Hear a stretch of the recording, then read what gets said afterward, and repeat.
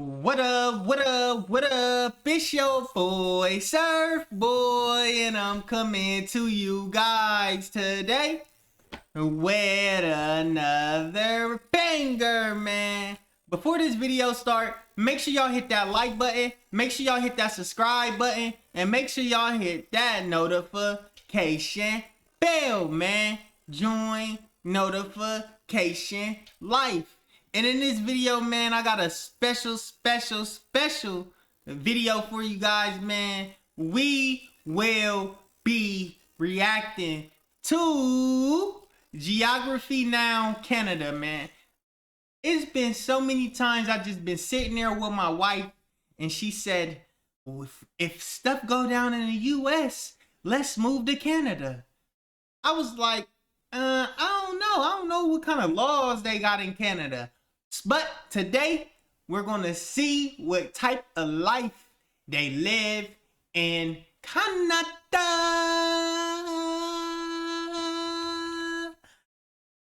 Let's get straight to it, y'all. Be sure to hit that like button right now before I hit this play button. Let's get straight to the video. For now, we got over 40 people that emailed us to help out with this episode from Canada. So without further ado, here comes the Canada episode. It's time to learn geography now. Hey Geography peeps, I'm your host Barbie. A lot of people sometimes have trouble distinguishing between Americans from the US and Canadians. Here's a little analogy. Americans are kind of like teenage boys. They're opinionated, energetic, and confident, whereas Canadians are kind of like teenage girls. They'll be polite to you to your face, but then they'll talk crap behind your back. That being said, let's see if we can dissect the flag. So is that what goes down in Canada?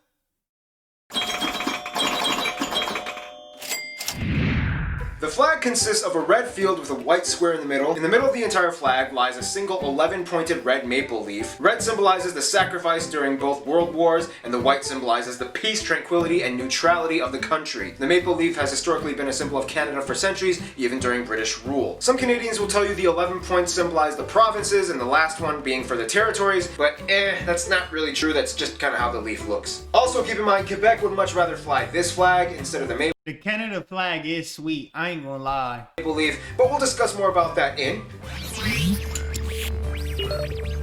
Alright, so Canada is huge. It's the second largest country in the world, so it's pretty safe to say that you can bet that there's going to be a lot of interesting things when it comes to administrative divisions. First of all, Canada is located on the North American continent, right above the United States, bordered by 3 oceans, the Atlantic, the Arctic, and the Pacific on all 3 sides. The country stretches over 6 time zones and is divided into 10 provinces. Yes, people, Newfoundland and Labrador are together one province, and 3 territories in the north. The capital of Ottawa. I didn't know Canada was the second biggest country in the world. But it makes sense because it's around like all 3 of the oceans, the Pacific, the Arctic, and the Atlantic. Being in the province of Ontario. Ooh, now let's have some fun. Now, the thing is, Canada's domain is lavished with sovereignty enigma and semi-autonomous wonder. First of all, let's talk about the border. At over 8,800 kilometers or 5,500 miles, with thousands of markers along the way, Canada and the US have the world's longest border between any 2 countries. Things are a little tame on the east coast, except for that one island they have a dispute with Denmark over, and that one other island within kayaking distance that France refuses to let go of, until you get to the Quebec-Vermont border, and things get a little messed up when you reach Derby Line and Stansted. Since the town was built before modern-day borders were properly established, the town has a variety of houses, businesses, and buildings that lie directly on the border. Haskell Free Library even marks the border in its reading room. On life, when I was watching a video about driving to Alaska, it's literally a little town right there at the border. Like you gotta literally go across the border, you in Canada, then they got the little blockage, and then it's the other side is the town got the US. Like, it's weird, like. And has an entrance for people on the US side and the Canada side. People of each country must enter on their side, and if they exit on the opposite country, they must stay on the sidewalk and report to the customs office. Failure to do so and stepping on the road can result in arrest. And this delightfully accidental slab of confusion, known as the Northwest Angle, that belongs to Minnesota, mostly owned by the Ojibwe tribe, situated on the Lake of the Woods, where you can find the reassuringly perfect getaway spots, Massacre Island, and Little Massacre Island. The rest of the border tries as best as it can to cut straight on the 49th parallel, even though it zigzags a little bit, and 4 airports have runways that either straddle or are exactly parallel to the border. Somewhere around 80% of Canadians live within 100 miles or 160 kilometers to the border of the US, and the further north you go, things just get a little kind of fuzzy and neglected. They still have a little bit of trouble integrating the rest of the land the further up you go. There are only 2 main highways that lead to the Yukon and Northwest Territories from the south, whereas there are virtually no roads leading to any of the provinces or territories into Nunavut. The only way to get into Nunavut is to either fly or take a boat. I mean, technically you could walk across the border, but that would suck. Speaking of Nunavut, Canada has the most northerly inhabited place in the world. Alert Canada, a perpetually icy, frozen, desolate settlement typically operated by as few as 5 people year-round, functioning as both as a militaristic station and a seasonal research facility. Now, the one thing you have to know about Canada's administrative divisions is that it all kind of constitutionally fits together until you get to Quebec. Although Quebec is still considered a province of Canada, they've made it very clear in the past that they have a strong sense of Quebecois nationalism that many even take to the separatist extreme. Nonetheless, many of Canada's divisions and functions are heavily influenced by the landscape, such we will discuss in. Hard to discover new audiences? It's time Canada is weird. to try Taboola. What's crazy is I'm like 9 hours away from Canada. Okay, so once again, Canada is huge and often referred to as the Great White North. However, not all of Canada is a chilly Arctic tundra. First of all, Canada's physical features are built with a strange yet complementary mix of geological and meteorological, yes, that's a word, meteorological facets. Looking at Canada, one of the most notable features that sticks out would have to probably be the Hudson Bay, the second largest bay in the world after the Bay of Bengal, and the largest bay that freezes over in winter. This bay provides a drainage basin that hydrates about half of the entire country and a little bit of the northwest of the US. The strange thing is that the Hudson Bay actually sits on a gravitational anomaly in which gravity here is actually a little bit lower than the rest of the planet's average. It has to do with some kind of sciencey reason about ground convection and ice melt rebound, yada yada yada. Hey guys, want to lose some weight? Try the new workout and diet trend, Hudson 90X. Our diet and workout plan includes going to the Hudson Bay. No, but seriously, almost nobody lives along the Hudson Bay. It's almost impossible to build roads with the rugged, splotchy rock landscape with too many ponds and lakes getting in the way for any straight highway to be built. Speaking of which, at around 2 to 3 million, it's actually speculated that around 60% of all the world's lakes and about 30% of all the world's fresh water can be found in Canada. Tap water can actually have better. That is crazy. That is crazy. 30% of the world's fresh water is in Canada. Wow. Better quality than bottled water in Canada. This has to do largely with the domineering freckly crevice zone that takes up about half of the entire country, the Canadian Shield. The Canadian Shield is a wide plateau of exposed Precambrian igneous rock that harbors little soil and vegetation, but offers a glory field of mining. Canada has some of the world's richest deposits of metal ores like nickel, gold, silver, and copper. 2/3 of all the cesium in the world comes from one mine in Manitoba, Burnick Lake. Fun little side note, Canada has the world's largest third-order lake island. That's an island in a lake on an island in a lake on an island. Located on Victoria Island, this little squiggly 4-acre rock was discovered by map nerds who scrolled Google Maps just a couple of years ago. The island has no name and has most likely never had anyone step foot on it. I mean, I'll do it if nobody else will, but I might need a corporate sponsorship. I'm looking at you, Aunt Jemima. Canada also has 2 of the top 10 largest impact craters on Earth. Sudbury Crater in Ontario and Manicouagan in Quebec with its almost perfectly circular imprint flooded and now a reservoir that you can see from space. Okay, there's a lot more in this section, so I'm just gonna kind of rapid fire throughout all the rest of the facts. About 40% of the country is covered in forests and about 1/10 of the world's forests are in Canada. Over 60% of the world's polar bears live in Canada. The Bay of Fundy has the world's highest tidal range with the highest point being over 16 meters. Niagara Falls looks cool. Mount Thor has the world's highest vertical drop. Quebec alone supplies about 70% of the world's maple syrup, and they actually have a maple syrup reserve with over 222,000 barrels of maple syrup. Prince Edward Island has a weird natural phenomena in which the sands on the beach make this weird squeaking noise when you step on it. Here's some footage. That is weird. The largest inland lakes besides the ones shared with the US on the Great Lakes are the Great Bear and Great Slave Lakes, named after the slavey people. No, I'm not talking about slaves, I'm talking about the slavey people. There's a difference. One we'll discuss in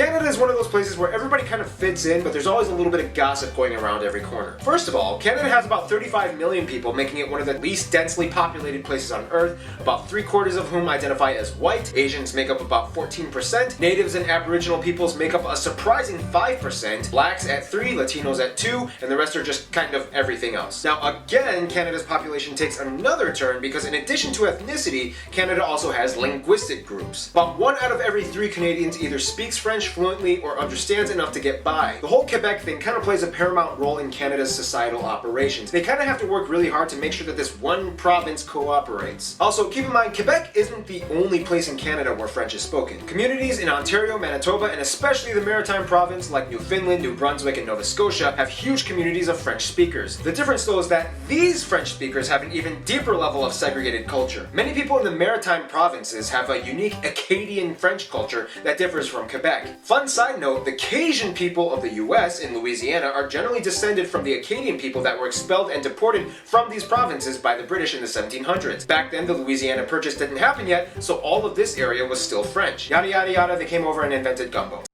Wow, I didn't know that.